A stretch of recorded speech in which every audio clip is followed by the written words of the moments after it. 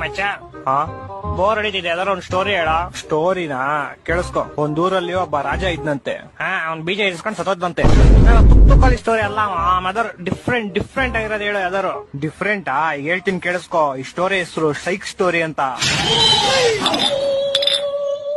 ಒಂದೂರಲ್ಲಿ ಒಬ್ಬ ಮೂಗ ಮಾಡಿ ಒಬ್ಳು ಕಿವಿಡಿ ತುಂಬಾ ಒಬ್ರನ್ನೊಬ್ರನ್ನ ಪ್ರೀತಿಸ್ತಾ ಇರ್ತಾರೆ.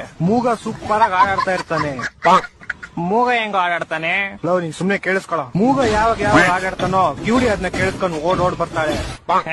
ಕಿವುಡಿ ಹೆಂಗೋ ಕೇಳಿಸ್ಕೊಂತಾಳೆ?